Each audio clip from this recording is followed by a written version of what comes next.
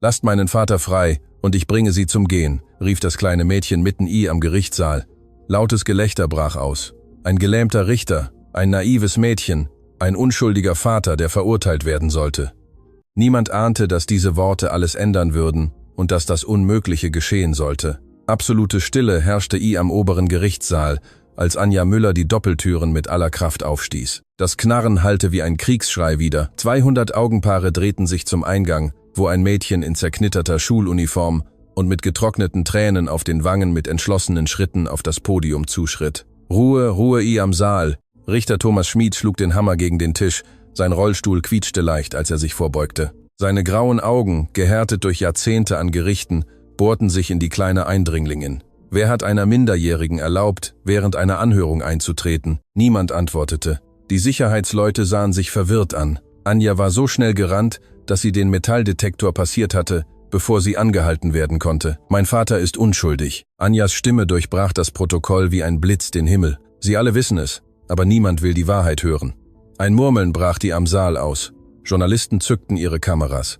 Die Anwesenden auf den Rängen begannen zu flüstern. Auf der Anklagebank hob Dr. Peter Müller abrupt den Kopf, seine Augen trafen die seiner Tochter. Sein Gesicht war ausgezehrt, der Bart mehrere Tage alt und dunkle Ringe unter den Augen verrieten, dass er seit Wochen nicht geschlafen hatte. »Anja, nein«, flüsterte er verzweifelt und versuchte aufzustehen, wurde aber von den Beamten, die die Anklagebank bewachten, zurückgehalten. Staatsanwalt Meyer erhob sich sofort und rückte seine Krawatte mit einer theatralischen Geste zurecht. »Euer Ehren, das ist völlig unregelmäßig. Dieses Kind behindert ein Gerichtsverfahren. Ich beantrage, dass es sofort entfernt wird. Und Sie sind ein Lügner.« Anja drehte sich zum Staatsanwalt. Ihr kleiner Finger zeigte furchtlos auf ihn. »Sie wissen, dass mein Vater niemanden getötet hat. Sie haben die Beweise gefälscht.« Der Saal explodierte. Der Hammer des Richters schlug einmal, zweimal, dreimal. »Ruhe, Sicherheitsleute, entfernen Sie die Minderjährige sofort.« 2 Sicherheitsbeamte näherten sich Anja, aber sie war schneller. Sie rannte direkt auf das Podium des Richters zu und wich Händen aus, die sie fangen wollten. Ihr kleiner Körper glitt wie ein entschlossener Schatten zwischen den Anwaltsstühlen hindurch. »Euer Ehren, mein Vater hat sein ganzes Leben lang Leben gerettet.« Die Worte stürmten aus ihrem Mund, während frische Tränen über ihre Wangen liefen. Er war der beste Chirurg des Kantonsspitals. Er operierte Kinder kostenlos, half jedem. »Kind, verstehe, das ist ein Gericht.« Richter Schmid sprach mit kontrollierter, aber fester Stimme. Seine Hände umklammerten die Armlehnen seines Rollstuhls. Emotionen ändern keine Fakten. Ihr Vater wird der ärztlichen Fahrlässigkeit beschuldigt, die zum Tod eines Patienten führte. Die Beweise sind erfunden. Anja erreichte schließlich das Podium, so nah, dass sie die hervorstehenden Adern an den Händen des Richters sehen konnte. Und sie wissen es. Alle in diesem Gericht wissen es. Dr. Peter Müller schloss fest die Augen. Seine Tochter zerstörte jede Möglichkeit einer zukünftigen Berufung mit diesem Ausbruch. Dr. Laura Keller, seine Verteidigerin, stand nervös auf. »Euer Ehren, ich bitte am Namen meines Mandanten um Entschuldigung. Die Minderjährige ist offensichtlich traumatisiert durch. Die Minderjährige sagt die Wahrheit.« Eine alte Stimme erhob sich aus der Zuschauergalerie. Eine Frau mit Stock stand langsam auf.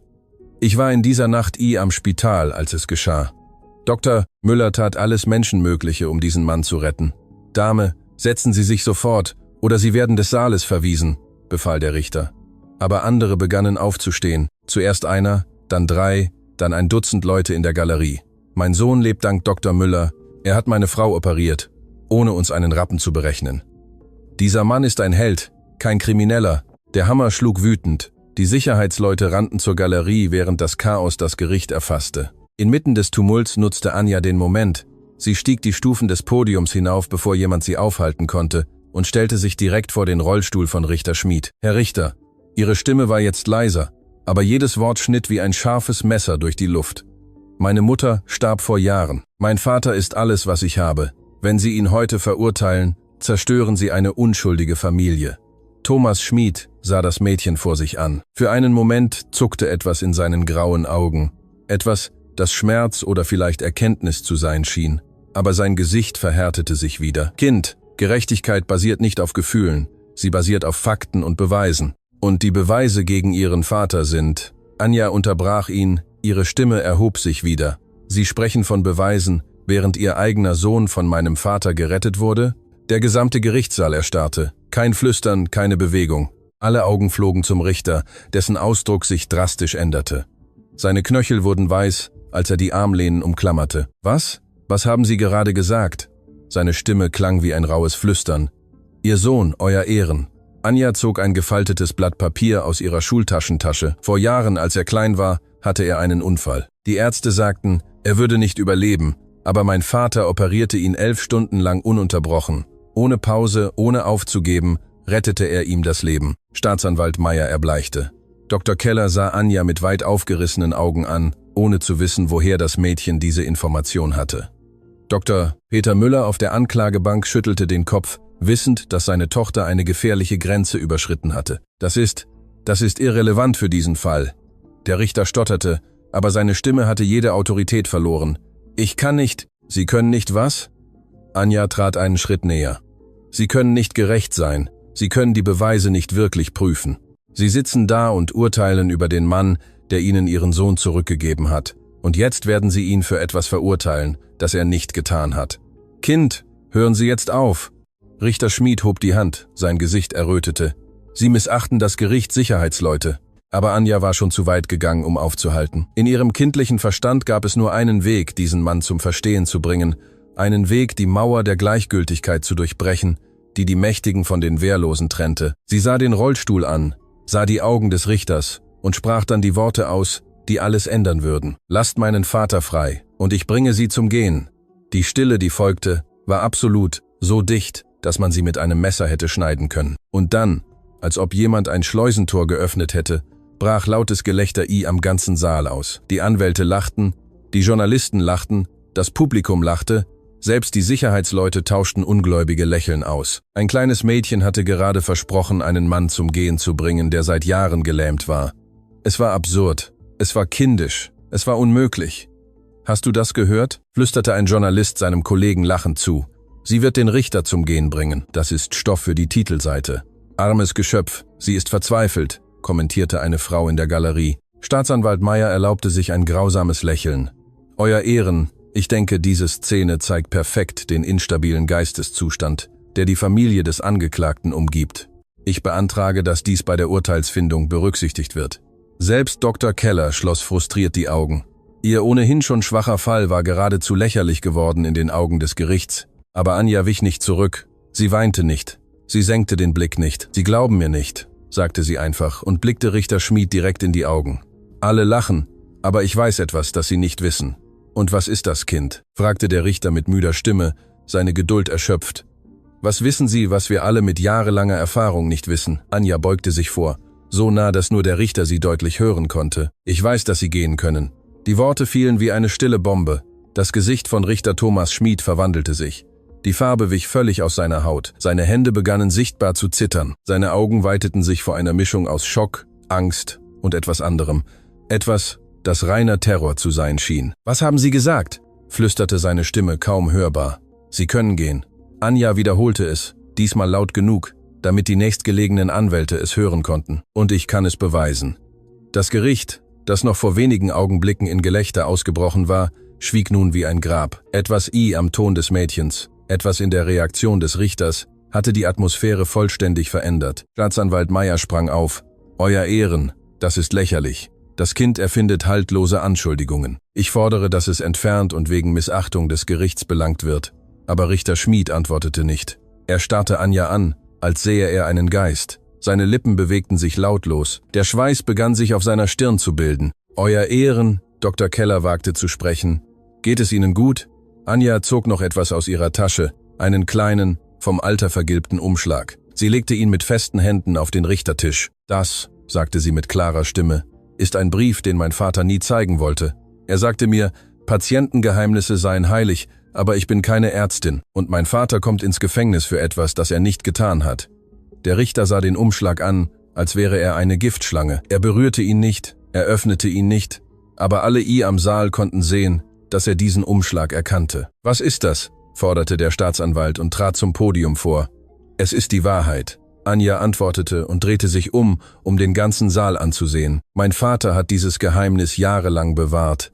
Aber wenn alle sein Leben auf Lügen zerstören wollen, dann werde ich sein Leben retten. indem ich die Wahrheit sage. Sie blickte wieder den Richter an, der nun sichtbar in seinem Rollstuhl zitterte. Dieser Umschlag enthält die medizinischen Unterlagen, die beweisen, dass ihre Lähmung nicht echt ist. Er enthält die Ergebnisse der Untersuchungen, die mein Vater machte, als sie ihn anflehten, das Geheimnis zu bewahren. Als sie ihn anflehten, nichts zu sagen. Denn, Ruhe, der Hammer schlug mit solcher Wucht, dass er splitterte. Richter Schmid stand auf. Nein, warten Sie, er saß immer noch, aber sein ganzer Körper lehnte sich nach vorne, die Halsmuskeln angespannt, die Augen blutunterlaufen. Sicherheitsleute, entfernen Sie dieses Kind sofort und beschlagnahmen Sie diesen Umschlag. Aber Anja war schneller. Sie schnappte sich den Umschlag und hob ihn hoch über ihren Kopf. Wenn mich jemand anrührt, werde ich das laut für das ganze Gericht, für die ganze Presse, für das ganze Land vorlesen. Die Sicherheitsleute blieben abrupt stehen. Die Journalisten richteten ihre Kameras frenetisch aus. Staatsanwalt Meyer blickte zwischen dem Mädchen und dem Richter hin und her, sichtlich verwirrt darüber, was zur Hölle geschah. Dr. Peter Müller flüsterte entsetzt von der Anklagebank. Anja, nein, bitte tu das nicht, aber seine Tochter hatte bereits ihre Entscheidung getroffen. Ich mache einen Deal, Herr Richter, sagte sie mit einer Ruhe, die ihrem Alter nicht entsprach. Lassen Sie meinen Vater jetzt sofort frei. Erkennen Sie an, dass dieses Verfahren ein Betrug ist, und ich werde diesen Umschlag vernichten. Ihr Geheimnis stirbt mit mir. Aber wenn Sie meinen Vater heute verurteilen, dann wird die ganze Welt die Wahrheit über Sie erfahren. Der gesamte Gerichtssaal hielt den Atem an. Dies war nicht länger der Prozess von Dr. Peter Müller. Dies war zu etwas viel Größerem geworden. Etwas, das niemand hatte kommen sehen. Richter Thomas Schmid sah das Mädchen vor sich an, dann die Journalisten, dann den Umschlag, den sie wie eine Waffe hielt. Seine Karriere, sein Ruf, sein ganzes Leben hingen an einem seidenen Faden in den Händen eines Kindes. Sie verstehen nicht, was Sie tun, flüsterte er mit gebrochener Stimme. Ich verstehe es perfekt, antwortete Anja. Ich rette meinen Vater, koste es, was es wolle. Und in diesem Moment, während die Kameras jede Sekunde festhielten, während der gesamte Gerichtssaal den Atem anhielt, tat Richter Thomas Schmid etwas, das niemand erwartet hatte. Er begann zu weinen. Die Tränen des Richters Thomas Schmid rollten über sein Gesicht, während die Stille am Gerichtssaal unerträglich wurde. Es waren keine diskreten Tränen. Es waren schluchzende Atemzüge, die seine Schultern erschütterten und seinen Rollstuhl leicht zittern ließen. Niemand in diesem Saal hatte jemals einen Richter auf diese Weise zusammenbrechen sehen. Euer Ehren, Staatsanwalt Meyer stotterte, völlig ratlos, wie er vorgehen sollte. Sie brauchen eine Pause. Aber der Richter antwortete nicht. Er hielt die Hände vor sein Gesicht. Pschijenta Finger pressten gegen seine Schläfen, als wollte er einen tiefen Schmerz aufhalten. Anja, die den vergilbten Umschlag immer noch hochhielt, spürte zum ersten Mal einen Stich des Zweifels in ihrer Brust. Vater sagt immer, Patientengeheimnisse sind heilig, flüsterte sie vor sich hin, aber laut genug, damit der Richter sie hören konnte. Er sagte mir, ein Arzt dürfe das Vertrauen niemals verraten, egal was passiert. Aber er lehrte mich auch, dass die Wahrheit wichtiger ist als das Schweigen, wenn die Ungerechtigkeit siegt. Dr. Peter Müller beobachtete seine Tochter von der Anklagebank aus mit einer Mischung aus verheerendem Stolz und absolutem Schrecken. Er wusste genau, was dieser Umschlag enthielt. Er kannte das Gewicht dieses Geheimnisses und wusste, dass, wenn Anja es enthüllte, sie einen Mann zerstören würde, der trotz allem auch eine Geschichte zu erzählen hatte. Anja, rief er mit gebrochener Stimme, Tochter, bitte, legen Sie diesen Umschlag weg, das ist nicht, was ich für Sie will. Aber es ist, was ich für Sie will, Papa. Sie drehte sich zu ihm um, ihre eigenen Augen füllten sich mit Tränen. Ich werde Sie nicht ins Gefängnis gehen lassen. Ich werde das Einzige, was mir auf dieser Welt bleibt, nicht verlieren. Vielleicht, unterbrach eine alte Stimme von der Galerie. Es war dieselbe alte Frau, die sich zuvor erhoben hatte. Jetzt ging sie langsam nach vorne, auf ihren Stock gestützt. Vielleicht müssen wir alle die ganze Geschichte hören, bevor wir jemanden verurteilen. Ach, wer sind Sie? Forderte der Staatsanwalt, sichtlich nervös angesichts des völligen Kontrollverlusts des Verfahrens. Ich bin Heidi Brunner. Die alte Frau erreichte das Geländer, das die Öffentlichkeit vom Rechtsbereich trennte. Ich war 40 Jahre lang Krankenschwester am Kantonsspital. Ich war in der Nacht anwesend, als alles begann, sowohl der Fall von Dr. Müller als auch. Sie sah den Richter bedeutsam an. Andere Ereignisse, die manche Leute lieber vergessen würden. Richter Schmid nahm die Hände endlich vom Gesicht. Seine Augen waren rot und geschwollen, aber etwas anderes lag jetzt in ihnen. Resignation vielleicht. Oder vielleicht Erleichterung. Frau Brunner, seine Stimme klang rau. Bitte, nicht. Was? Euer Ehren. Die alte Frau unterbrach ihn sanft, aber bestimmt. Sagen Sie nicht die Wahrheit. Enthüllen Sie nicht, was wir all die Jahre verschwiegen haben. Schauen Sie sich um. Sehen Sie dieses mutige Mädchen, das bereit ist, ihre Unschuld zu zerstören, um ihren Vater zu retten. Wollen wir wirklich zulassen, dass dieser Zirkus weitergeht? Dr. Laura Keller, die Verteidigerin, näherte sich vorsichtig Anja. Kleine, gib mir den Umschlag. Es gibt legale Wege, Beweismittel einzureichen. Die legalen Wege haben nicht funktioniert. Anja wich zurück und schützte den Umschlag vor ihrer Brust. Mein Vater hat den legalen Wegen vertraut, Anwälte engagiert, Beweise vorgelegt, alles richtig gemacht, und trotzdem werden sie ihn verurteilen, weil die Beweise gegen ihn sehr stark sind. Staatsanwalt Meyer mischte sich ein und gewann etwas Fassung zurück. Der Patient starb auf dem Operationstisch. Die medizinischen Berichte zeigen klare Fahrlässigkeit. Dr. Müller traf falsche Entscheidungen. Dr. Müller traf die einzig möglichen Entscheidungen. Theresa Brunners Stimme schnitt durch die Luft wie eine Peitsche. Dieser Mann kam mit einer massiven inneren Blutung ins Spital. 3 Ärzte vor Dr. Flans. Müller weigerten sich, ihn zu operieren, weil sie wussten, dass die Überlebenschancen fast 0 waren. Aber Dr. Müller gibt niemanden auf. Die Akten sagen etwas anderes. Der Staatsanwalt zog einen dicken Ordner aus seiner Aktentasche. Hier ist die Aussage von Dr. Stefan Koch, einem Kollegen des Angeklagten, der aussagt, dass Dr. Müller entgegen dem Protokoll operierte, unnötige Risiken einging, dass sein Ego. Dr. Koch ist ein Lügner. Eine weitere Stimme erhob sich aus der Galerie. Ein junger Mann mit sichtbaren Narben am Hals stand auf. Mein Name ist Urs Baumann. Vor Jahren, als ich 8 war, hatte ich einen schrecklichen Unfall. Dr. Koch sagte, es sei zu gefährlich, mich zu operieren. Es sei besser, die Natur ihren Lauf nehmen zu lassen. Wissen Sie, was das bedeutet? Es bedeutet, mich sterben zu lassen. Aber Dr. Müller war anderer Meinung. Er operierte mich 14 Stunden lang. Und hier bin ich, lebe dank ihm. Mehr Menschen begannen nacheinander aufzustehen. Ähnliche Geschichten füllten das Gericht. Er operierte meine Frau, als niemand sonst das Risiko eingehen wollte. Er rettete mein Baby, als andere Ärzte es aufgegeben hatten. Dieser Mann ist ein Held, kein Krimineller, der Hammer schlug schwach. Richter Schmid hatte keine Kraft mehr, den Saal zu kontrollieren. Er sah die ganze Parade von Zeugenaussagen mit geschlagener Miene an. Sehen Sie, Euer Ehren. Anja trat wieder zum Podium, den Umschlag immer noch fest in ihrer Hand. All diese Leute wissen, wer mein Vater wirklich ist. Aber es gibt noch jemanden in diesem Saal, der es auch sehr gut weiß. Jemanden, der Ihnen alles verdankt. Der Richter schloss die Augen. Bitte, Kind, tu das nicht. Dann tun Sie das Richtige. Anja legte den Umschlag auf den Schreibtisch, behielt aber ihre Hand darauf. Sagen Sie die Wahrheit über meinen Vater. Beenden Sie diesen ungerechten Prozess. Und ich werde Ihr Geheimnis für immer bewahren. Es ist nicht so einfach. Der Richter öffnete die Augen und zum ersten Mal lag echte Verzweiflung in ihnen. Ach, es gibt Dinge, die Sie nicht verstehen. Gründe, warum dieser Prozess fortgesetzt werden muss. Gründe? Anja neigte den Kopf. Oder Drohungen. Die Stille, die folgte, war elektrisch. Staatsanwalt Meyer erbleichte sichtbar. Dr. Keller tauschte einen schnellen Blick mit Heidi Brunner und Dr. Kelt Peter Müller von der Anklagebank aus und spürte, wie ein Puzzleteil endlich an seinen Platz fiel. Sie wollen meinen Vater nicht verurteilen, sagte Anja langsam, als würde sie ein Rätsel lösen. Jemand zwingt sie dazu. Anja, hören Sie jetzt auf. Ihr Vater versuchte aufzustehen, aber die Sicherheitsleute hielten ihn sitzend. Gehen Sie diesen Weg nicht weiter. Er ist gefährlich. Gefährlich für wen? Eine neue Stimme hallte von den Türen des Gerichts. Alle drehten sich um und sahen einen großen Mann, etwa 50 Jahre alt, in einem teuren Anzug, der mit sicheren Schritten eintrat. Seine Präsenz füllte den Saal so, dass die Leute instinktiv zur Seite traten. Gefährlich für Lügner. Oder gefährlich für diejenigen, die bereit sind, die Wahrheit zu sagen. Herr Advokat Markus Schneider, Staatsanwalt Meyer sprach den Namen aus, als wäre es Gift. Was machen Sie hier? Das ist ein geschlossenes Gericht. Ich bin Anwalt. Markus Schneider lächelte, aber es gab keine Wärme in diesem Lächeln. Und ich wurde gerade engagiert, um Dr. Peter Müller zu vertreten. Meine erste Handlung als sein Verteidiger ist es, einen Antrag auf Nichtigkeit dieses gesamten Verfahrens zu stellen, basierend auf Beweisen für prozessuale Manipulation. Dr. Keller öffnete den Mund zum Protest, aber Schneider hob eine Hand. Frau Dr. Keller, ohne Sie beleidigen zu wollen. Aber Sie wurden diesem Fall genau deshalb zugewiesen, weil Ihre Arbeitsbelastung Sie weniger effektiv macht. Das war kein Zufall, es war geplant. Geplant. Richter Schmid beugte sich vor. Herr Schneider, Sie machen sehr schwerwiegende Anschuldigungen, ohne Beweise, Ohne Beweise? Schneider zog ein Gerät aus seiner Tasche.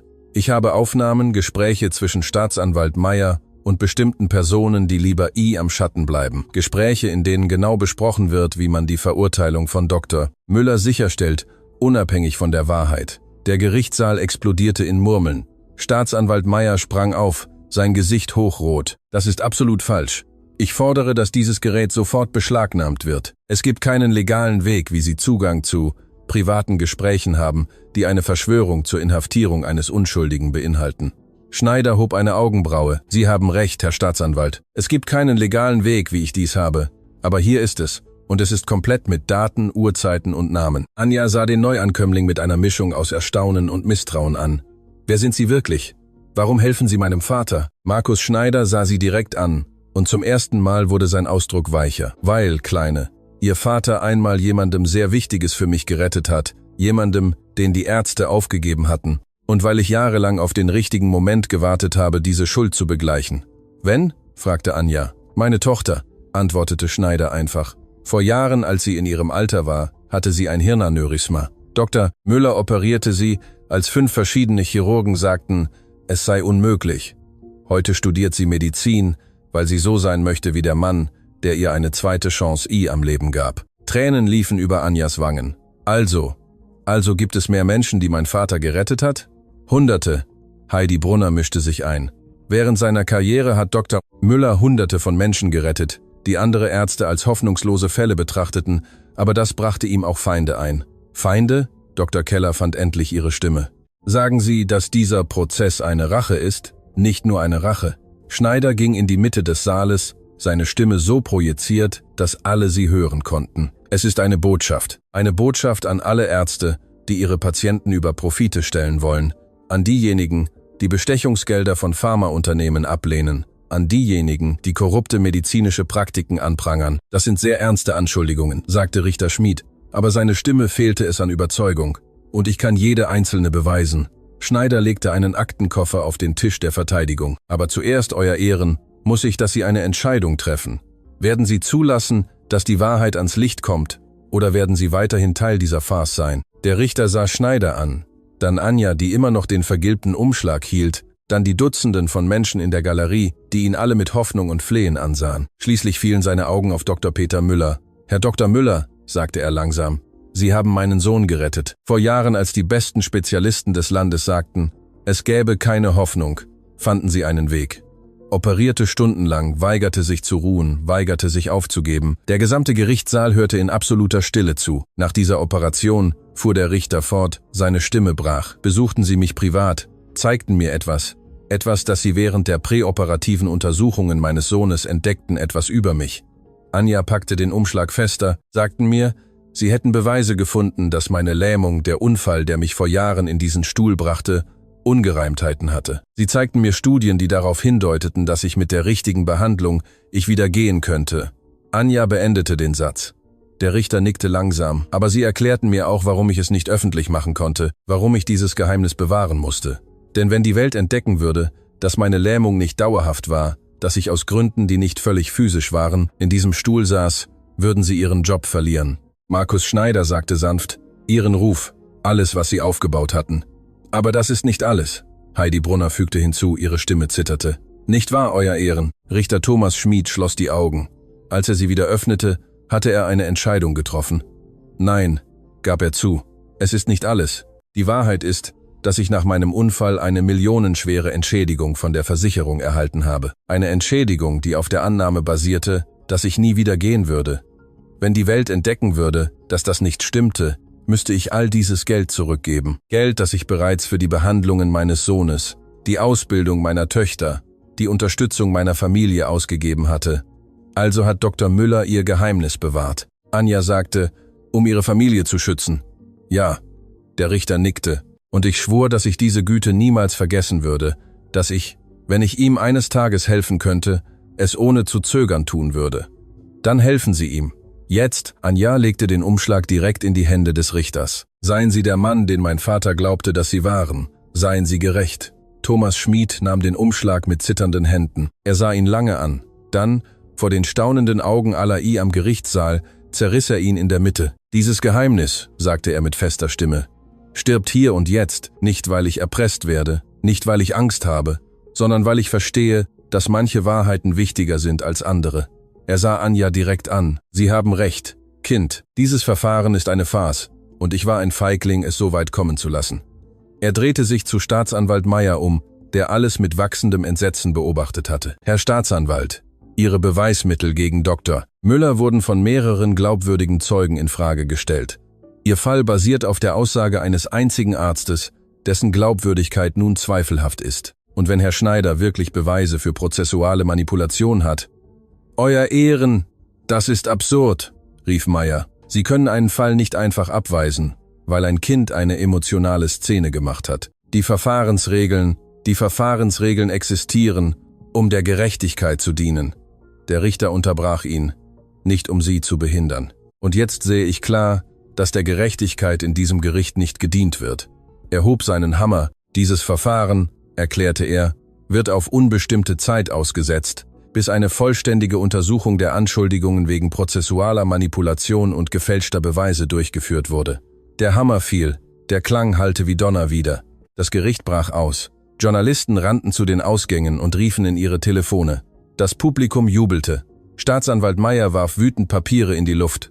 Und inmitten des Chaos rannte Anja zu ihrem Vater. Die Sicherheitsleute, verwirrt von der Wendung der Ereignisse, hielten sie nicht auf, als sie über das Geländer sprang und sich in die Arme von Peter Müller warf. Er fing sie auf und umarmte sie so fest, als wollte er sie in sich aufnehmen. »Du hast es geschafft, mein mutiges Kind«, flüsterte er in ihr Haar. »Du hast es geschafft.« »Nein, Papa«, sie schluchzte an seiner Brust. »Du hast es geschafft. Du hast den Richter gerettet. Du hast alle gerettet. Ich habe nur dafür gesorgt, dass sie sich erinnern.« Doch während Vater und Tochter sich umarmten, bemerkte niemand die dunkle Gestalt, die vom hinteren Teil des Gerichtssaals aus beobachtete. Ein Mann, der während des gesamten Prozesses anwesend gewesen war, akribisch Notizen machte, jedes Wort aufzeichnete. Dieser Prozess war ausgesetzt worden, aber der Krieg hatte gerade erst begonnen, und die Kräfte, die versucht hatten, Dr. Peter Müller zu zerstören, würden nicht so leicht aufgeben. Die Nacht war über die Stadt hereingebrochen, als Anja und ihr Vater den Gerichtssaal endlich verließen. Die Journalisten warteten wie eine hungrige Meute, Kameras blitzten, Mikrofone streckten sich wie Tentakel, verzweifelt darauf bedacht, jedes Wort einzufangen. »Müller, wie fühlen Sie sich nach der Aussetzung des Prozesses? Anja, stimmt es, dass Sie den Richter erpresst haben? Doktor, gibt es Korruption am Justizsystem?« Markus Schneider erschien als Schutzschild zwischen ihnen und der Presse, seine imposante Präsenz vertrieb das Chaos. Keine Kommentare. Mein Mandant wird keine Erklärungen abgeben, bis die Untersuchung abgeschlossen ist. Ein schwarzes Auto wartete am Straßenrand. Schneider führte sie schnell hinein und schloss die Tür, gerade als ein Journalist versuchte, sein Mikrofon hineinzuschieben. Das Fahrzeug fuhr schnell los und ließ den Medienzirkus hinter sich. Im Auto erlaubte Anja sich endlich zu zittern. Das Adrenalin, das ihren Mut stundenlang aufrechterhalten hatte, verflog und ließ sie erschöpft und verängstigt zurück. Peter umarmte sie an seiner Brust und spürte die stillen Schluchzer, die sie viel zu lange unterdrückt hatte. »Es ist vorbei, mein mutiges Kind«, flüsterte er und küsste ihren Kopf. »Es ist vorbei.« »Wirklich, Papa?« Anjas gebrochene kleine Stimme schnitt ihm ins Herz. »Oder fängt es gerade erst an?« Peter tauschte einen Blick mit Schneider aus, der mit ernster Miene fuhr. Beide kannten die Antwort, aber keiner wollte sie laut aussprechen. Das Auto fuhr nicht zu ihrem Haus. Stattdessen brachte Schneider sie zu einem unscheinbaren Gebäude am Stadtrand, einem Ort, der verlassen wirkte, dessen Fenster aber von innen schwach leuchteten. »Wo sind wir?« fragte Peter, als das Fahrzeug anhielt. »An einem sicheren Ort«, antwortete Schneider und stellte den Motor ab. »Ich muss Ihnen etwas zeigen, etwas, das alles ändern wird, was Sie über diesen Fall zu wissen glauben.« Sie betraten das Gebäude durch eine Seitentür. Der Innenraum war überraschend modern. Computer, mehrere Bildschirme, Metallaktenschränke. Es sah aus wie ein privates Ermittlungsbüro. Eine junge Frau, etwa 30 Jahre alt, blickte auf, als sie eintraten. Sie hatte die Haare zu einem hohen Pferdeschwanz gebunden und trug eine Brille mit dickem Rahmen. Auf ihrem Schreibtisch lagen Dutzende von Fotos, Dokumenten und Notizen, die mit roten Fäden verbunden waren. Dr. Müller, Anja. Schneider stellte sie vor. Sie ist Lara Huber, eine Privatdetektivin und die Person, die diese Verschwörung seit Monaten aufgedeckt hat. Monate? Peter runzelte die Stirn. Aber ich wurde erst vor 8 Wochen angeklagt. Genau, ergänzte Lara und rückte ihre Brille zurecht.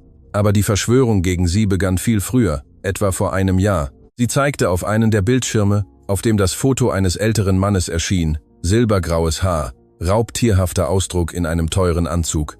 Erkennen Sie diesen Mann, Dr. Müller? Peter studierte das Bild und spürte, wie ihm das Blut in den Adern gefror. Es ist Adrian Moser, CEO von Phoenix Pharma AG. Genau. Lara tippte auf die Tastatur und weitere Bilder erschienen. Eines der größten Pharmaunternehmen des Landes und ihr persönlicher Feind Nummer 1. Ich verstehe nicht. Anja sah die Fotos verwirrt an. Warum sollte ein Herr der Medikamente meinem Vater wehtun wollen? Lara kniete sich hin, um auf Augenhöhe mit dem Mädchen zu sein. Vor einiger Zeit entdeckte ihr Vater etwas Schreckliches.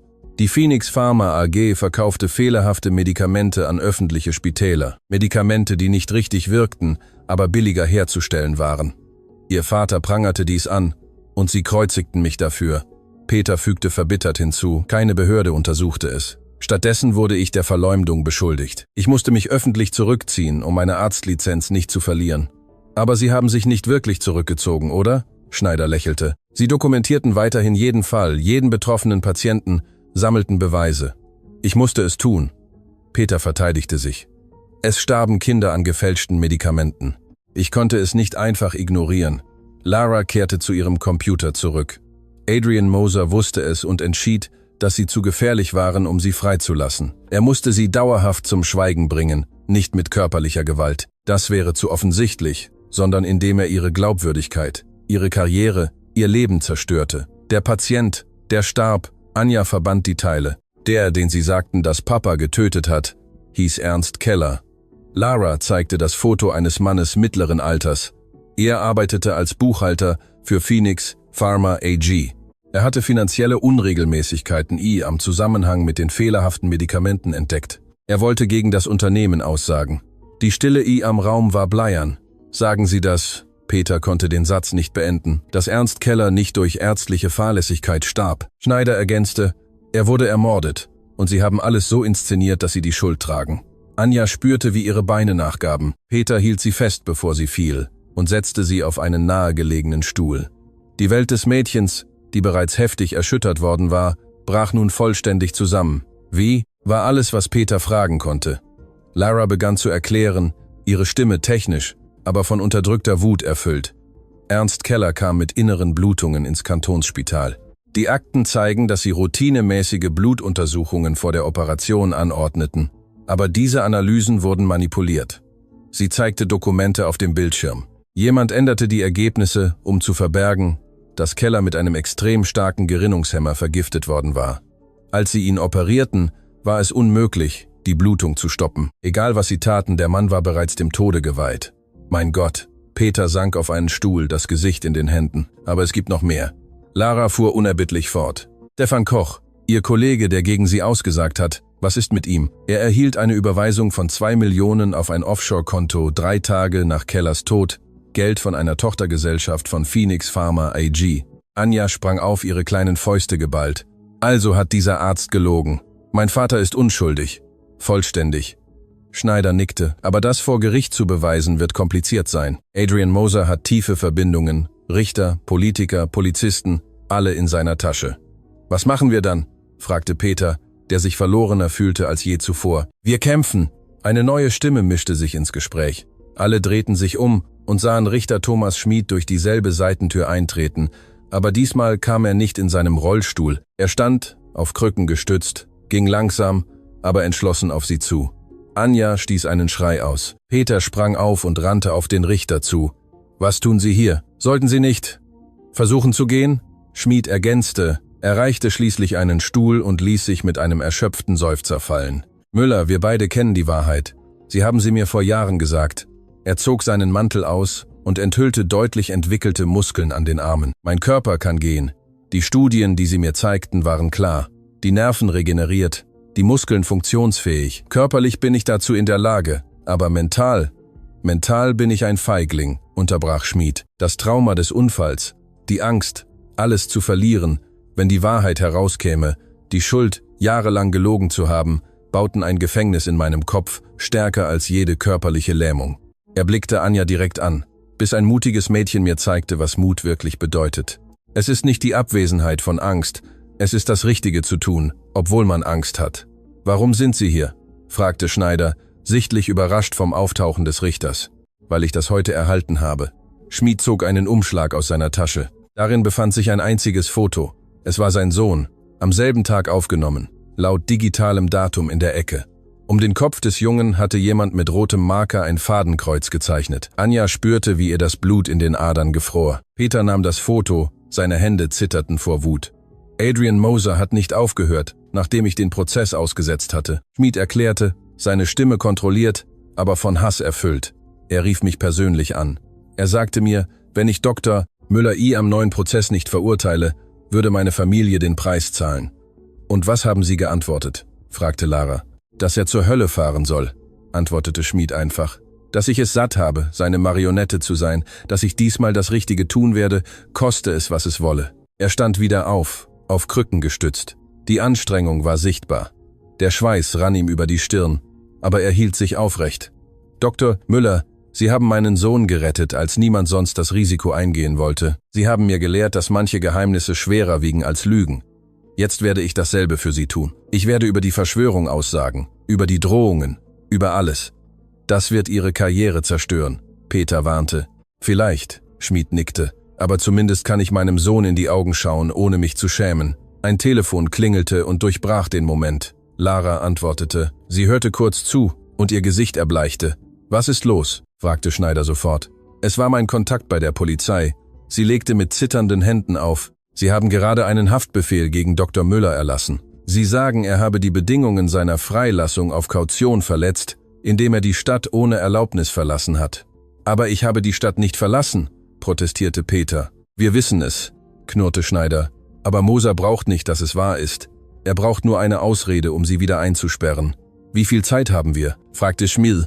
»Die Streifenwagen sind unterwegs. 15 Minuten, vielleicht 20. Anja spürte, wie Panik sie überkam. Sie hatten ihren Vater gerade erst befreit und jetzt würden sie ihn wieder verhaften. Das ganze Opfer, der ganze Schmerz war umsonst gewesen. »Nein«, sagte sie laut und überraschte sich selbst mit der Festigkeit ihres Tons. »Wir werden sie nicht gewinnen lassen.« »Anja, Schatz«, Peter begann. »Nein, Papa«, sie unterbrach ihn. Und etwas in ihren Augen ließ alle am Raum aufhorchen.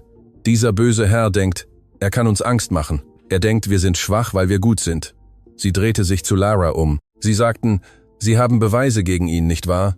All diese Fotos und Papiere. Ja, aber es reicht nicht für ein Strafverfahren ohne unterstützende Zeugenaussagen.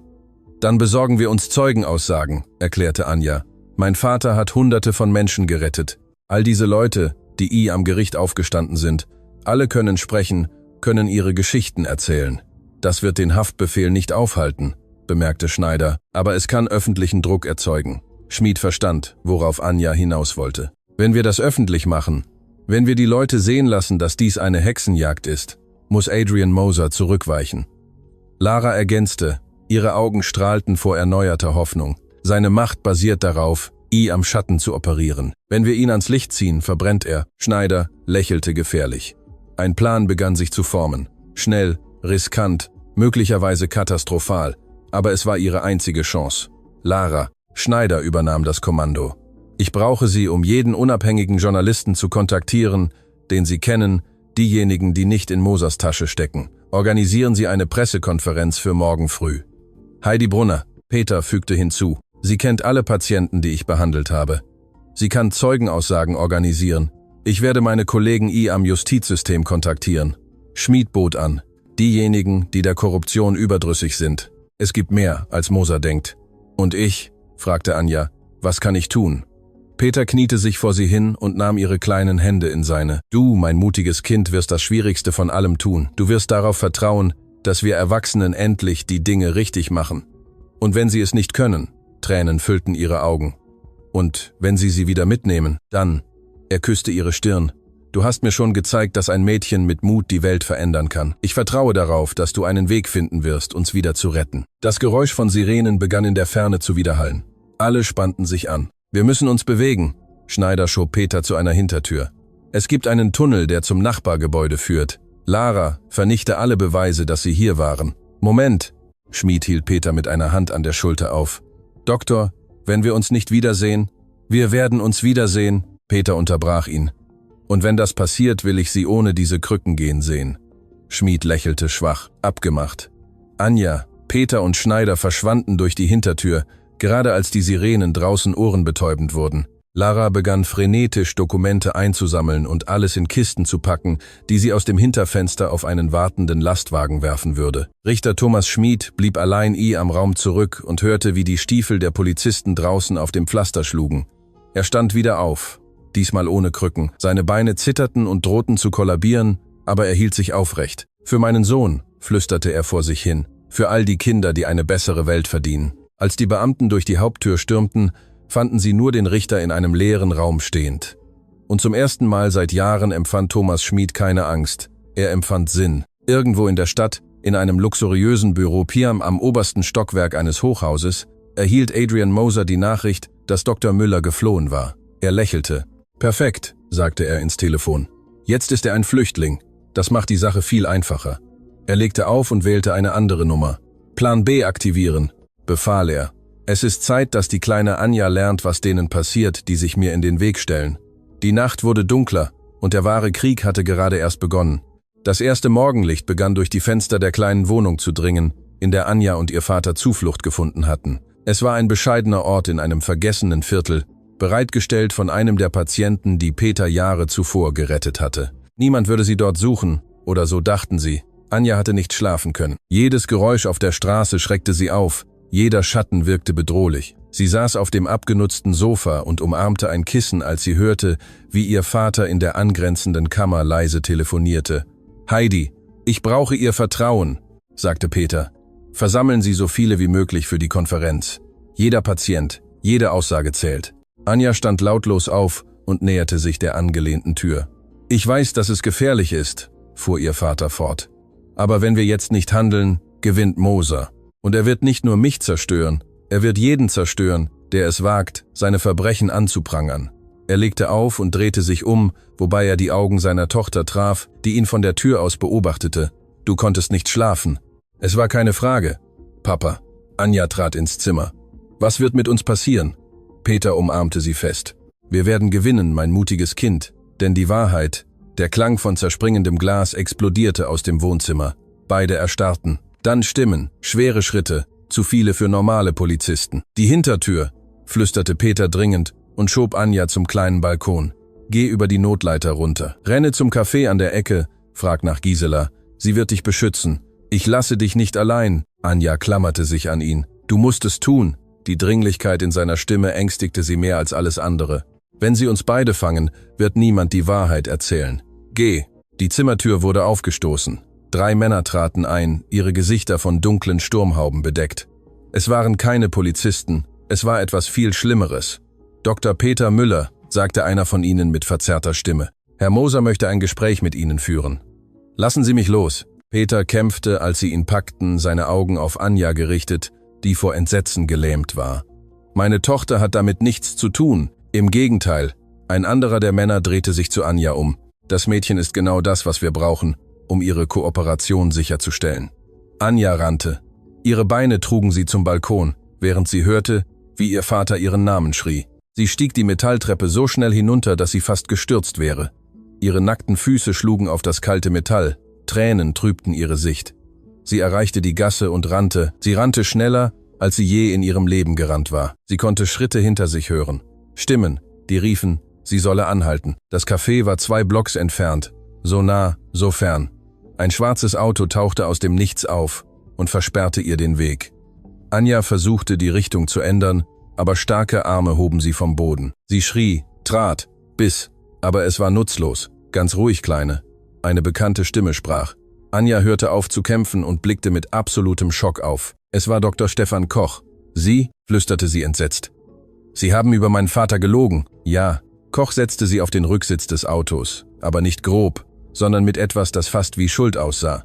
»Und jetzt werde ich es wieder gut machen.« Das Auto fuhr los. Anja drückte sich ans Fenster und beobachtete, wie die Männer, die sie verfolgten, verwirrt zurückblieben. Koch fuhr präzise und nahm Seitenstraßen, die er offensichtlich gut kannte.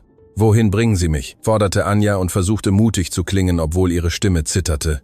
»An einen sicheren Ort«, antwortete Koch. »Und dann werden Sie etwas hören, das Ihr Vater nie wollte, dass Sie es wissen.« Sie fuhren 20 Minuten lang, bis sie ein verlassenes Spital am Stadtrand erreichten. Koch hielt das Auto an und drehte sich zu Anja um, nahm die Brille ab, die er immer trug.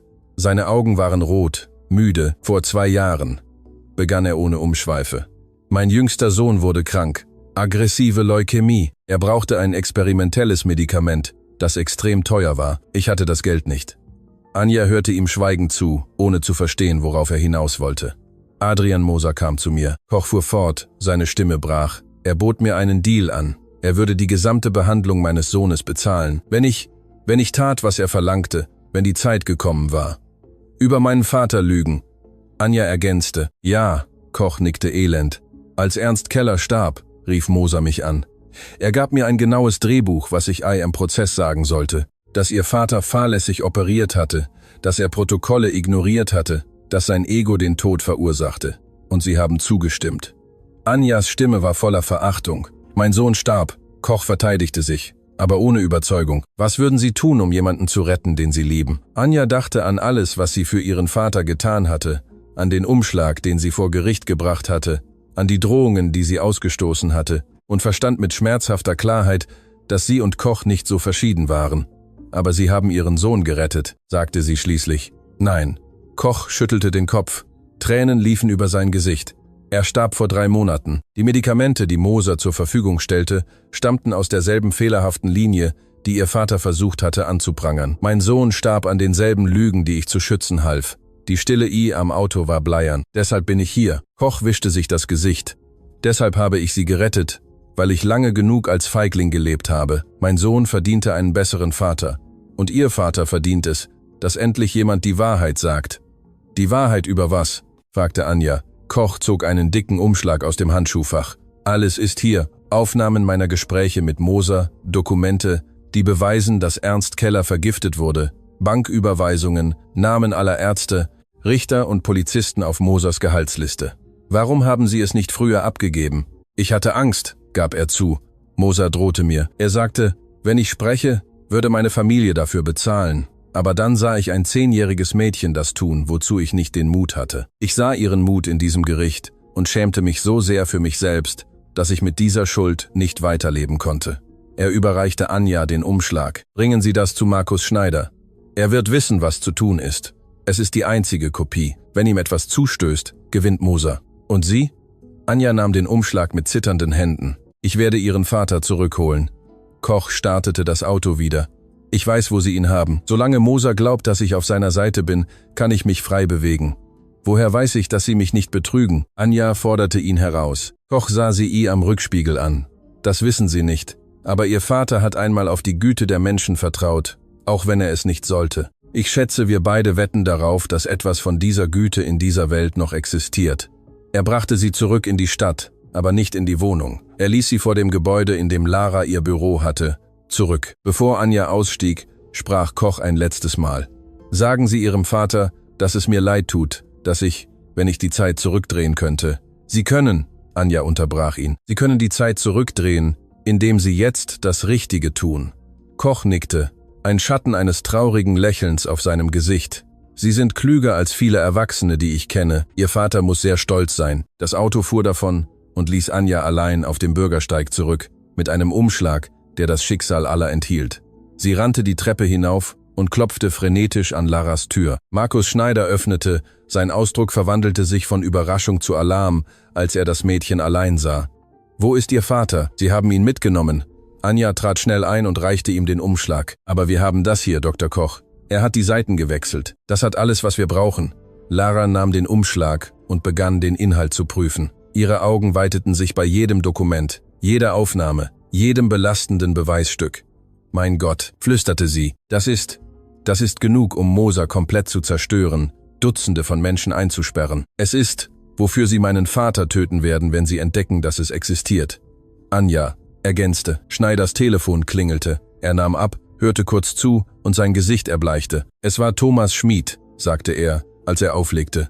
»Er hat gerade eine Nachricht von Moser erhalten. Wenn wir nicht alle Beweismittel übergeben und die Pressekonferenz innerhalb der nächsten 3 Stunden absagen, werden sie Dr. Müller töten.« Anja spürte, wie die Welt stillstand. Sie hatten die Beweise gewonnen, aber sie waren dabei, das Einzige zu verlieren, was zählte. »Was machen wir?« fragte Lara und sah zwischen Schneider und Anja hin und her. Das Mädchen richtete sich auf und wischte sich die Tränen ab, die sich zu bilden begonnen hatten. In ihren Augen lag etwas Neues. Es war nicht nur Mut oder Verzweiflung, es war absolute Entschlossenheit. »Wir machen beides«, sagte sie mit fester Stimme. »Wir retten meinen Vater und zerstören Moser gleichzeitig.« »Wie?« fragte Schneider. Anja lächelte. Es war kein kindliches Lächeln. Es war das Lächeln von jemandem, der gelernt hatte, das Spiel der Erwachsenen zu spielen und bereit war zu gewinnen. »Mit der einzigen Macht, die Moser nicht kaufen oder bedrohen kann«, antwortete sie. »Die Wahrheit, live für die ganze Welt.« Und sie begann einen Plan zu erklären, so riskant, so unmöglich, dass er nur funktionieren konnte, wenn alle ihre Rolle perfekt spielten. Die Uhr tickte 3 Stunden. Der letzte Kampf stand bevor. Der Presseraum des Kongresszentrums war überfüllt. Fernsehkameras, neugierige Journalisten, die von der Konferenz gehört hatten, die versprach, die Wahrheit über die größte Pharmakonzernverschwörung des Landes zu enthüllen. Genau das, was Anja geplant hatte. Maximale öffentliche Aufmerksamkeit. Doch was niemand wusste, war, dass dies nicht nur eine Pressekonferenz war. Es war eine Falle. Und der Köder war sie selbst. »Bist du sicher?« fragte Lara sie zum x-ten Mal und passte das kleine, versteckte Mikrofon an Anjas Bluse an. »Wenn etwas schief geht, dann stirbt mein Vater trotzdem«, antwortete Anja mit einer Ruhe, die sie nicht spürte. »Das ist unsere einzige Chance.« Markus Schneider überprüfte nervös seine Uhr. Koch sagte, er hätte Peter um 11 Uhr in Position. »Es ist 10:45 Uhr, 15 Minuten. Und Richter Schmid?« fragte Anja. »Unterwegs«, bestätigte Schneider. »Aber Anja, du musst etwas verstehen. Wenn Thomas wirklich versucht, was du geplant hast, könnte sein Körper nicht reagieren. Die psychogene Lähmung verschwindet nicht einfach, weil man es sich wünscht. Es braucht einen extremen emotionalen Katalysator. Ich weiß.« Anja blickte zur Bühne, wo Dutzende von Patienten, die ihr Vater gerettet hatte, bereits saßen, bereit, auszusagen. »Deshalb wird es funktionieren.« Die Türen öffneten sich und Heidi Brunner trat ein, gefolgt von Richter Thomas Schmid in seinem Rollstuhl. Doch Anja bemerkte etwas anderes an ihm. In seinen Augen lag Entschlossenheit. Zweck. »Alles bereit?« fragte Schmid.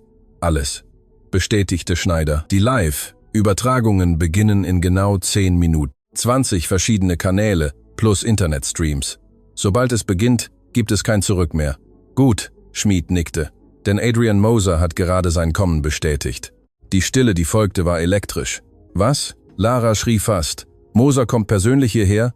Ich habe ihm eine spezielle Einladung geschickt.« Schmid lächelte humorlos. »Ich sagte ihm, wenn er diese Konferenz stoppen wollte, müsste er kommen, um mich persönlich zu treffen. Sein Ego erlaubte es ihm nicht abzulehnen.« »Das ist perfekt«, sagte Anja. Ihr Verstand passte den Plan bereits an. »Wenn er hier ist, kann er meinem Vater nichts antun. Er braucht Papa als Verhandlungsmasse.« »Genau«, Schmid stimmte zu. »Aber sei vorsichtig, Kind. Moser ist gefährlich, wenn er in die Enge getrieben wird.« 10:55 Uhr. Der Saal war bis auf den letzten Platz gefüllt. Die Kameras waren positioniert, die Journalisten bereiteten ihre Fragen vor und irgendwo in der Menge wusste Anja, dass Mosers Männer auf Befehle warteten. 11 Uhr. Markus Schneider betrat die Bühne. Das Gemurmel der Menge verstummte sofort. »Meine Damen und Herren«, seine Stimme hallte durch die Lautsprecher. »Vielen Dank für Ihr Kommen zu dieser Konferenz, die die Art und Weise verändern wird, wie Sie das Gesundheitssystem dieses Landes verstehen.« In diesem Moment öffneten sich die Hintertüren. Adrian Moser trat ein, als gehörte ihm der Ort. Groß, silbergraues Haar, perfekt frisiert, Anzug, der mehr kostete als ein neues Auto. Seine Präsenz forderte Aufmerksamkeit. Doch Anja bemerkte etwas. Seine Augen suchten frenetisch nach etwas. Oder jemandem. »Wir sind hier«, fuhr Schneider fort, um eine Verschwörung aufzudecken, die unschuldige Leben gekostet hat, um zu enthüllen, wie ein Pharmaunternehmen Medikamente manipuliert, Beamte bestochen und diejenigen ermordet hat, die drohten, die Wahrheit aufzudecken. Moser blieb mitten ihr am Gang stehen. Sein Gesicht blieb ruhig, aber Anja sah die Anspannung in seinen Schultern. Und um zu beginnen. Schneider zeigte auf Anja. »Möchte ich Ihnen die Person vorstellen, die den Mut hatte, den viele Erwachsene nicht hatten. Anja Müller.« Anja betrat die Bühne, die Kameras drehten sich auf sie. Tausende, vielleicht Millionen von Menschen sahen in diesem Moment zu. Ihr Herz pochte so stark, dass sie dachte, alle könnten es hören. »Mein Name ist Anja Müller«, begann sie. Ihre Stimme wurde durch die Mikrofone verstärkt. »Ich bin 10 Jahre alt und mein Vater, Dr. Peter Müller, wird fälschlicherweise eines Verbrechens beschuldigt, das er nicht begangen hat.« Während der Rede begann Moser sich nach vorne zu bewegen. Seine Leibwächter verteilten sich strategisch am Saal. »Aber ich bin nicht nur hier, um ihn zu verteidigen«, fuhr Anja fort. »Ich bin hier, um den wahren Kriminellen anzuklagen. Den Mann, der für den Tod von Dutzenden, vielleicht Hunderten von Menschen verantwortlich ist. Der Mann, der genau dort steht. Sie zeigte direkt auf Adrian Moser. Die Kameras drehten sich heftig, die Blitze explodierten. Moser erstarrte, gefangen am Rampenlicht von 20 Kameras, die live übertrugen. Das sind sehr ernste Anschuldigungen, Kind. Moser sprach mit kontrollierter Stimme, aber Anja sah das Gift hinter der Maske. Anschuldigungen, die als Verleumdung angesehen werden könnten. Verleumdung? Anja zog ein Gerät aus ihrer Tasche. Auch wenn ich das hier habe. Es war der USB-Stick, den Dr. Koch zur Verfügung gestellt hatte, mit Aufnahmen, Dokumenten, unwiderlegbaren Beweisen. Das hier, Anja hob es hoch, enthält Aufnahmen von Ihnen, wie Sie die Vergiftung von Ernst Keller anordnen. Es enthält Banküberweisungen, die Bestechungsgelder an Richter, Polizisten und Ärzte belegen. Es enthält Listen aller Spitäler, die fehlerhafte Medikamente erhalten haben. Alles. Die Farbe wich aus Mosers Gesicht. Das ist unmöglich. Solche Beweise existieren nicht. Doch, eine neue Stimme mischte sich ein. Dr. Stefan Koch betrat die Bühne, sein Gesicht auf riesigen Bildschirmen projiziert. Denn ich habe sie persönlich gesammelt. Jedes Gespräch, das ich mit ihnen hatte, jede Anweisung, die sie mir gaben, vor Gericht zu lügen, alles ist aufgezeichnet. Moser trat einen Schritt zurück. Seine Augen bewegten sich frenetisch, suchten einen Ausweg. Und es ist nicht nur mein Wort gegen ihres, fuhr Koch fort. 37 weitere Ärzte sind bereit auszusagen, alle von ihnen bestochen, alle müde, mit dieser Schuld zu leben. Außerdem, Richter Schmid rollte seinen Stuhl zur Vorderseite der Bühne. Ich werde persönlich über die Drohungen aussagen, die ich erhielt, um Dr. Müller zu verurteilen. Drohungen gegen meine Familie, gegen meinen Sohn. Der Saal explodierte. Journalisten schrien Fragen. Kameras fokussierten auf Moser, der jetzt sichtlich in Panik geriet. Das ist ein Zirkus, schrie er schließlich. Eine Verschwörung gegen einen erfolgreichen Geschäftsmann. Sie haben nichts. Wir haben nichts? Lara erschien auf einem Seitenbildschirm per Videokonferenz. Sie begann, eine Aufnahme abzuspielen. Mosers Stimme war unverkennbar. 2 Tage nach der Pressekonferenz, die das Land erschütterte, erwachte Anja in einem Spitalbett. Sie war nicht verletzt, aber die emotionale und körperliche Erschöpfung der letzten Wochen hatte sie endlich eingeholt. Die Ärzte bestanden darauf, dass sie Ruhe und Beobachtung brauchte. Ihr Vater schlief in einem Stuhl neben ihr.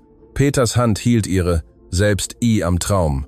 Richter Thomas Schmid lag am Nebenzimmer und unterzog sich einer intensiven Physiotherapie. Die Videos, wie er wieder aufstand, waren viral gegangen und hatten in weniger als 48 Stunden über 50 Millionen Aufrufe erreicht. Doch Anja fühlte sich nicht siegreich. Sie spürte, wie sich etwas Dunkles näherte. Die Tür öffnete sich lautlos. Markus Schneider trat ein, sein ernster Ausdruck sagte alles, bevor er ein Wort sprach. »Wir müssen reden«, flüsterte er und versuchte, Peter nicht zu wecken. »Jetzt!« Anja glitt vorsichtig aus dem Bett. Sie folgte Schneider auf den leeren Krankenhausflur, wo Lara Huber mit einem zitternden Tablet wartete. »Was ist passiert?« fragte Anja, obwohl ein Teil von ihr die Antwort nicht wissen wollte. »Wir haben Mosers Partner identifiziert.« Lara drehte das Tablet um. Auf dem Bildschirm erschien das Foto einer älteren Frau, etwa 60 Jahre alt, elegant, mit kalten Augen, die durch die Seele zu blicken schienen. Sie heißt Dr. Sonja Weber. Eine Ärztin. Anja runzelte die Stirn. Sie ist Mosers Chefin. Nein, nicht ganz, erklärte Schneider. Sie ist viel schlimmer. Moser war nur die öffentliche Front. Dr. Sonja Weber ist diejenige, die die Phoenix Pharma AG wirklich kontrolliert. Und sie kontrolliert auch 3 private Spitäler, 2 Krankenversicherungen und hat Verbindungen zu Politikern auf höchster Ebene. Und warum haben sie nicht mit Moser verhaftet? Weil offiziell keine direkte Verbindung zwischen ihnen besteht, antwortete Lara. Alle Beweise, die wir hatten, zeigten auf Moser. Sonja sorgte dafür, niemals Spuren zu hinterlassen. Bis jetzt, fügte Schneider düster hinzu, denn nach der Konferenz wurde sie nervös. Und nervöse Menschen machen Fehler.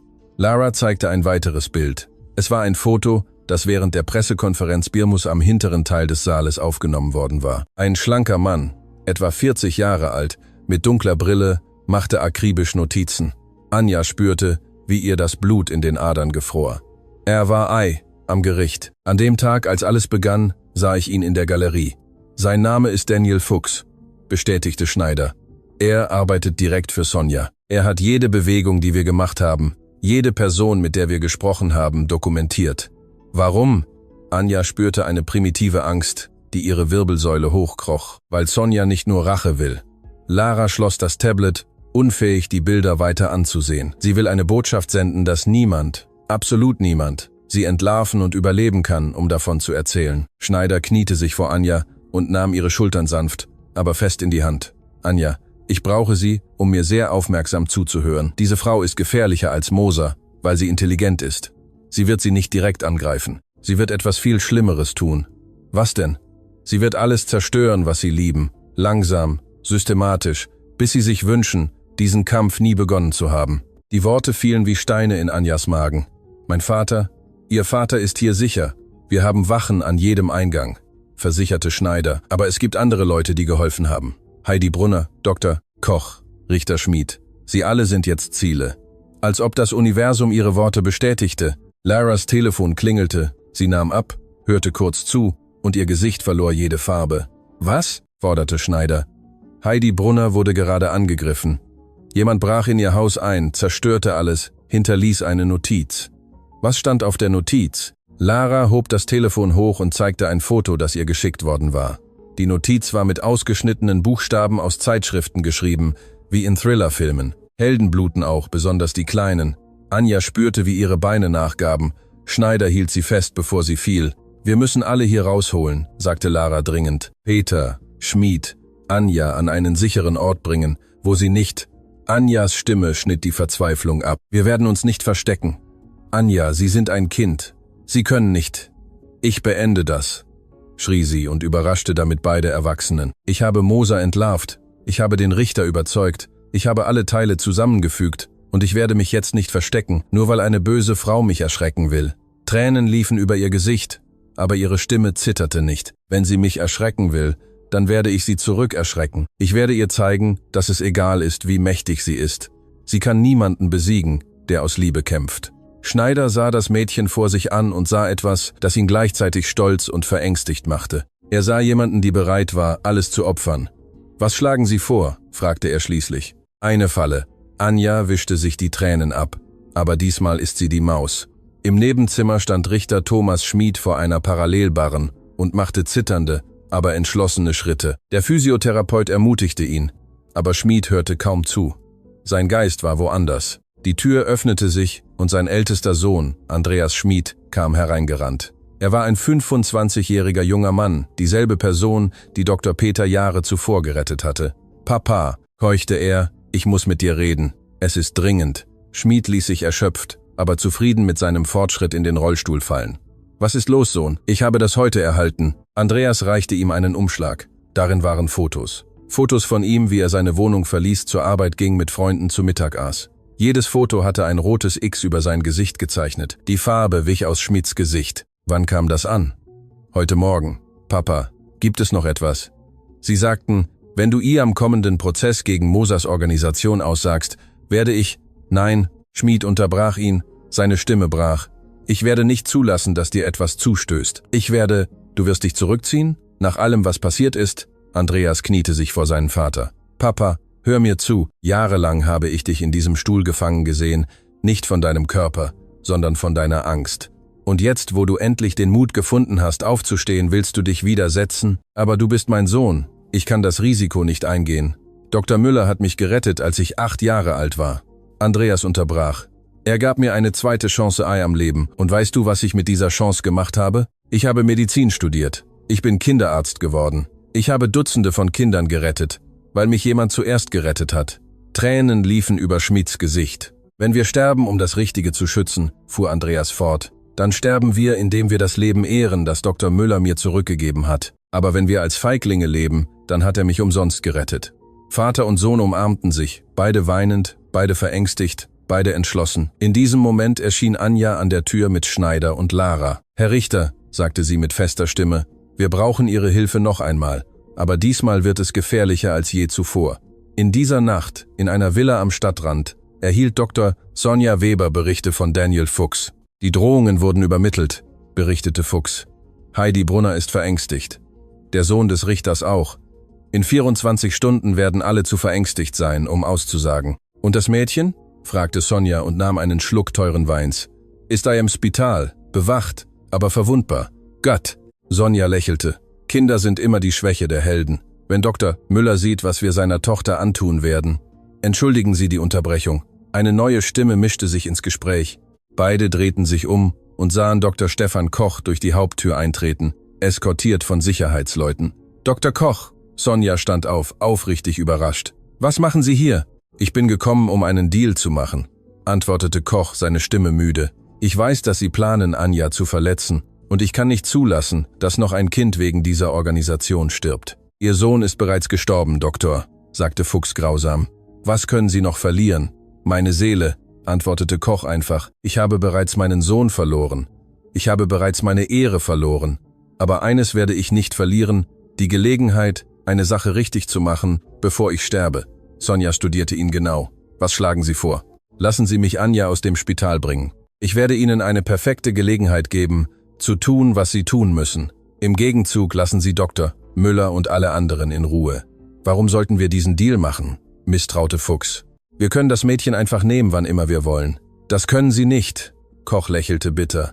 »Denn jetzt hat sie Wachen, denn die Medien folgen ihr ständig. Jede offensichtliche Bewegung wird gesehen. Aber wenn ich, der Mann, der sie angeblich gerettet hat, sie aus dem Spital hole und sage, es sei zu ihrem Schutz, wird niemand Verdacht schöpfen.« Sonja überlegte. »Und was gewinnen Sie mit diesem Deal?« »Frieden«, antwortete Koch.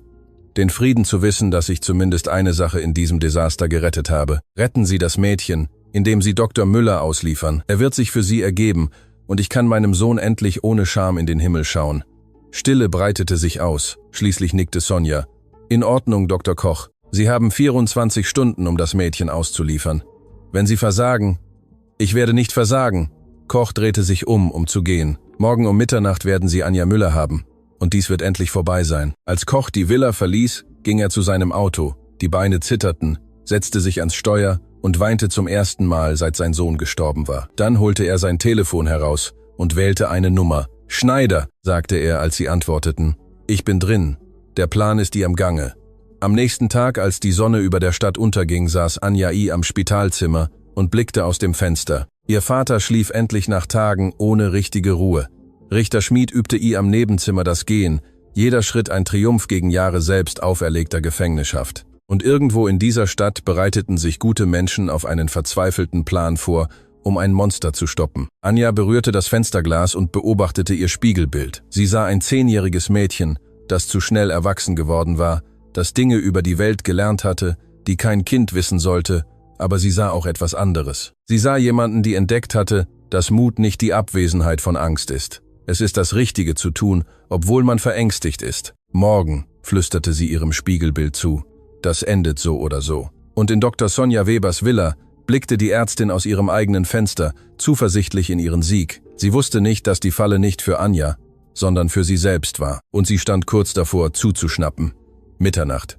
Das verlassene Lagerhaus am Stadtrand war in Schatten gehüllt. Anja ging Hand in Hand mit Dr. Stefan Koch, der sie angeblich direkt in die Hände von Dr. Sonja Weber führte. Doch was niemand sehen konnte, waren die 30 Bundesagenten, die in den oberen Balken versteckt waren, die mikroskopischen Kameras, die in Anjas Kleidung eingenäht waren, und die Scharfschützen, die in nahegelegenen Gebäuden positioniert waren. »Hast du Angst?« fragte Koch leise, als sie sich den Lagertoren näherten. »Ich bin zu Tode erschrocken«, gab Anja zu.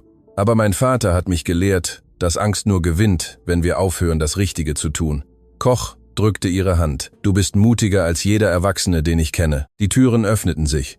Drinnen wartete Dr. Sonja Weber mit Daniel Fuchs und einem Dutzend Wachen. Das schwache Licht des Lagerhauses warf tanzende Schatten, die alles wie einen Albtraum erscheinen ließen. »Doktor!« »Koch!« Sonja lächelte, aber es gab keine Wärme in diesem Lächeln. »Ich sehe, Sie haben Ihren Teil der Abmachung eingehalten. Hier ist das Mädchen. Jetzt halten Sie Ihr Versprechen. Lassen Sie Dr. Müller und alle anderen in Ruhe.« »Natürlich«, log Sonja sanft und näherte sich Anja. »Kleine, du hast viele Probleme verursacht, mehr als ein Kind sollte.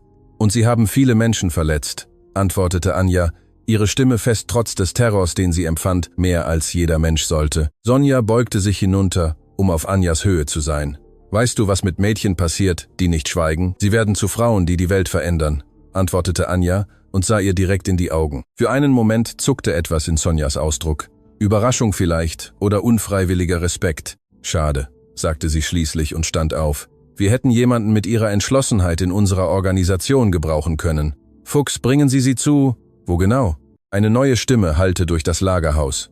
Die Hauptlichter gingen plötzlich an und blendeten alle vorübergehend. Als die Sicht klar wurde, stand Markus Schneider am Haupteingang, flankiert von Bundesagenten mit gezogenen Waffen. »Dr. Sonja Weber«, verkündete Schneider formell, »Sie werden wegen Verschwörung zum Mord, Fälschung von Medikamenten, Bestechung von Beamten und ungefähr 37 weiteren Anklagepunkten verhaftet.« Sonjas Gesicht verwandelte sich in einem Augenblick von Zuversicht zu Wut.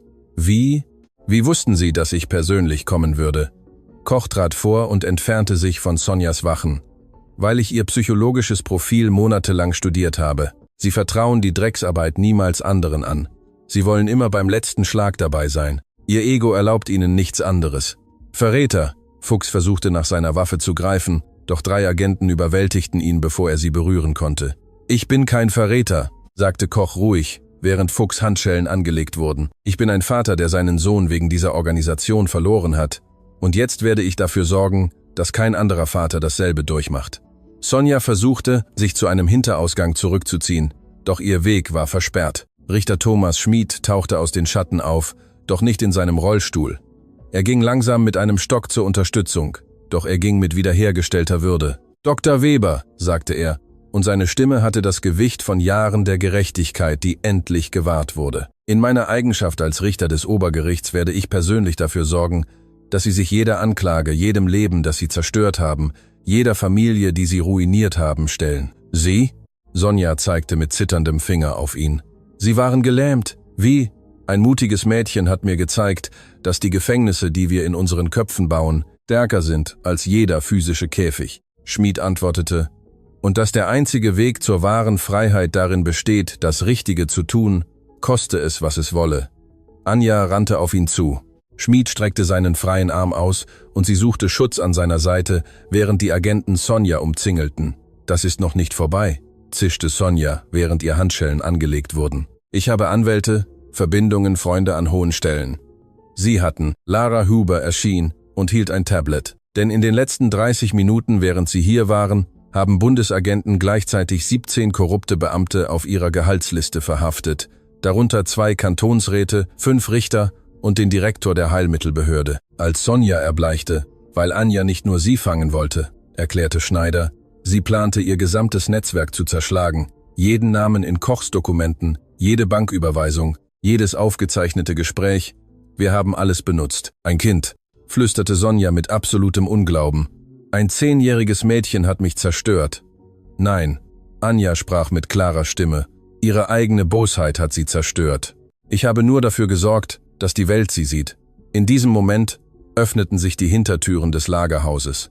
Dr. Peter Müller stürmte herein. Er hatte als Teil des Plans I am Kommandofahrzeug gewartet. Als er Anja wohlbehalten sah, gaben seine Beine fast vor Erleichterung nach. »Papa!« Anja rannte auf ihn zu und warf sich in seine Arme.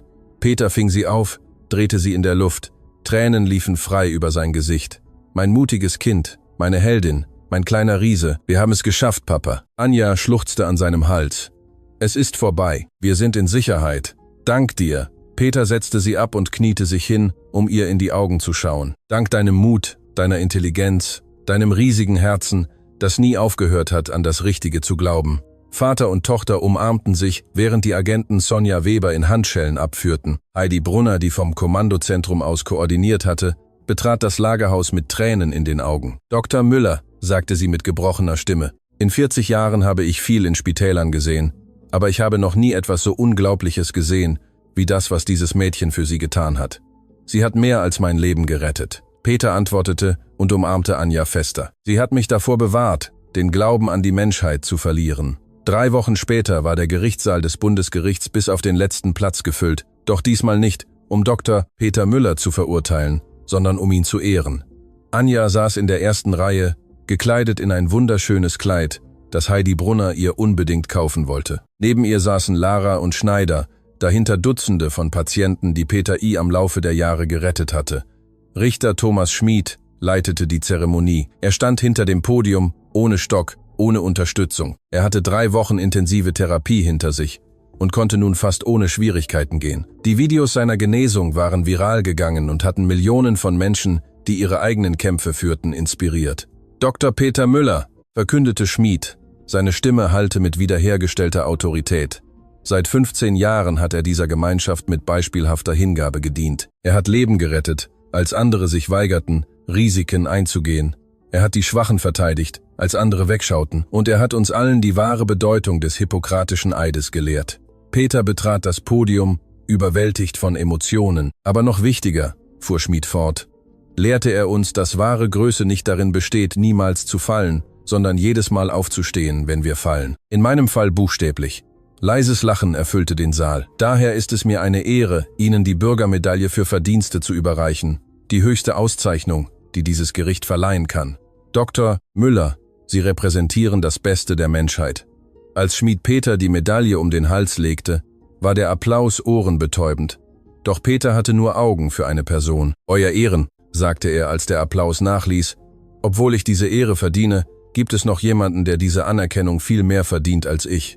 Er drehte sich zu Anja um, meine Tochter, die mit ihren 10 Jahren mehr Mut zeigte, als die meisten Menschen in ihrem ganzen Leben zeigen, die alles riskierte, um das Richtige zu verteidigen, die uns allen lehrte, dass das Alter keine Rolle spielt, wenn dein Herz groß genug ist. Anja stand auf, ihre Wangen rot vor Scham, während sich alle zu ihr umdrehten. Sie ist meine Heldin, Peter fuhr fort, seine Stimme brach. Und wenn es Gerechtigkeit auf dieser Welt gibt, wird sie eines Tages die Anerkennung erhalten, die sie verdient. Ich glaube, Dr. Stefan Koch stand von seinem Platz auf, dass dieser Tag heute ist. Einer nach dem anderen. Alle am Saal standen auf. Der Applaus begann leise, dann schwoll er an. Dann wurde er zu stehenden Ovationen, die die Wände zum Beben brachten. Anja weinte jetzt offen, überwältigt von der Liebe, die sie umgab. Heidi Brunner betrat das Podium und legte Anja einen Kranz aus frischen Blumen auf den Kopf. Für das mutigste Mädchen, das ich je getroffen habe, flüsterte sie. In dieser Nacht, in der Wohnung, die sie endlich ohne Angst ihr Zuhause nennen konnten, bettete Peter Anja in ihr Bett. Zum ersten Mal seit Wochen konnten beide ohne Wachen an der Tür, ohne lauernde Albträume schlafen. Papa, sagte Anja, als er ihr einen Gute-Nacht-Kuss gab. Glaubst du, die Welt ist jetzt ein bisschen besser? Peter setzte sich auf den Bettrand und streichelte ihr Haar. Ich glaube, die Welt ist unendlich viel besser, weil du in ihr bist, weil du uns daran erinnert hast, dass eine Person, egal wie klein, alles ändern kann, wenn sie sich entscheidet, das Richtige zu tun. Aber war es das wert? Fragte Anja mit kleiner Stimme. Die ganze Angst, der ganze Schmerz? Schau dich um. Peter zeigte auf die Briefe, die die Wände ihres Zimmers bedeckten. Briefe von dankbaren Menschen, von geretteten Familien, von Kindern, die durch ihren Mut inspiriert wurden. Schau, wie viele Leben du berührt hast, wie viele Menschen Mut fanden, weil du ihn zuerst gefunden hast. Richter Schmid geht. Anja lächelte. Dr. Koch fand seine Erlösung. Peter fügte hinzu, und du bist frei. Anja umarmte ihn fest, weil du nie aufgegeben hast. Peter küsste ihre Stirn, weil du an mich geglaubt hast, als niemand sonst es tat. 6 Monate später saß Anja in der Pause auf dem Schulhof, als ein kleineres Mädchen schüchtern auf sie zukam. Bist du es? Fragte das Mädchen. Das Mädchen aus dem Video, das den Richter zum Gehen gebracht hat? Anja lächelte. Das bin ich. Wie heißt du? Lea, antwortete sie. Und ich möchte auch mutig sein wie du, aber ich habe Angst. Anja kniete sich hin, um auf Leas Höhe zu sein. Weißt du ein Geheimnis? Ich hatte auch Angst. Ich war jeden Tag zu Tode erschrocken, aber ich habe etwas Wichtiges gelernt. Was? Dass Mut nicht bedeutet, keine Angst zu haben. Mut bedeutet, das Richtige zu tun, auch wenn du vor Angst zitterst. Es bedeutet, diejenigen zu verteidigen, die du liebst. Es bedeutet, standhaft zu bleiben, wenn es einfacher wäre, aufzugeben. Lea sah sie mit großen Augen an. Kann ich eines Tages mutig sein wie du sein? Du kannst jetzt schon mutig sein. Anja streckte ihr die Hand entgegen. Jedes Mal, wenn du die Wahrheit sagst. Jedes Mal, wenn du jemanden verteidigst. Jedes Mal, wenn du das Richtige tust, auch wenn es schwierig ist. Das ist Mut. Lea nahm ihre Hand und lächelte zum ersten Mal, und in diesem Moment verstand Anja, dass dies das war, was wirklich zählte. Nicht die Medaillen, nicht die Anerkennung, sondern die nächste mutige Kleine zu inspirieren, ihre eigene Stimme zu finden. In seiner renovierten Arztpraxis betreute Dr. Peter Müller seinen letzten Patienten des Tages. Die Wände waren mit Fotos bedeckt. Genesene Patienten, wiedervereinte Familien, gerettete Leben. Und in der Mitte, goldgerahmt, war das Foto von Anja, wie sie vor Gericht stand und mit dem Zeigefinger auf Adrian Moser zeigte, mit der Unterschrift: Ein Mädchen veränderte die Welt. Richter Thomas Schmid absolvierte seinen ersten 5-Kilometer-Marathon. Er überquerte die Ziellinie mit Freudentränen. Sein Sohn Andreas lief an seiner Seite, ebenso wie Anja, die darauf bestanden hatte, sie zu begleiten. Dr. Stefan Koch eröffnete eine Stiftung am Gedenken an seinen Sohn, die kostenlose Behandlungen für Kinder mit unheilbaren Krankheiten anbot. Auf der Einweihungsplatte stand geschrieben: Zu Ehren aller mutigen Kinder, besonders Anja Müller, die uns lehrte, dass Erlösung möglich ist. Und in einer Hochsicherheitszelle verbüßte Dr. Sonja Weber eine 80-jährige Haftstrafe, ohne Möglichkeit auf Bewährung. Adrian Moser saß in der Zelle daneben mit einer ähnlichen Strafe, aber die Geschichte endete nicht dort, denn in Schulen am ganzen Land erzählten Lehrer die Geschichte von Anja Müller, dem Mädchen, das ein korruptes System herausforderte, dem Mädchen, das ihren Vater rettete, dem Mädchen, das einem gelähmten Richter lehrte, wie man wieder geht. Und in jedem Klassenzimmer, in jeder Pause, in jedem Haus hörten Kinder diese Geschichte und verstanden etwas Grundlegendes, dass man nicht groß sein muss, um einen großen Unterschied zu machen, dass man nicht erwachsen sein muss, um das Richtige zu verteidigen, dass eine kleine Stimme, wenn sie die Wahrheit spricht, mächtiger sein kann als 1000 Lügen. An diesem Abend, unter den Sternen, die über der Stadt funkelten, stand Anja mit ihrem Vater auf dem Balkon ihrer Wohnung. Monate waren seit diesem Dienstag am Gericht vergangen, der alles verändert hatte. »Papa«, fragte sie und legte ihren Kopf an ihn. »Ja, mein mutiges Kind. Wenn du alles noch einmal durchmachen müsstest, würdest du es tun?« Peter umarmte sie fester. Jede Sekunde des Schmerzes, jeder Moment der Angst, jede Träne. »Ich würde alles noch einmal tun, wenn es bedeutet, diesen Moment jetzt mit dir zu haben. Frei, zusammen, siegreich.« »Ich auch«, flüsterte Anja, »weil ich gelernt habe, dass Liebe immer gewinnt. Vielleicht nicht sofort, vielleicht nicht leicht, aber am Ende gewinnt die Liebe immer.« Und während die Sterne oben leuchteten, blieben Vater und Tochter umarmt, wissend, dass sie den schwierigsten Kampf ihres Lebens gekämpft und gewonnen hatten. Nicht, weil sie stärker waren, nicht, weil sie intelligenter waren, sondern weil sie nie aufgehört hatten, an die Macht des Richtigen zu glauben. Und das ist letztendlich die Lektion, an die sich die Welt erinnern muss, dass eine mutige Person die Welt verändern kann. Besonders wenn diese Person klein, entschlossen und ein Herz hat, das groß genug ist zu lieben, selbst wenn sie gelehrt wird zu hassen.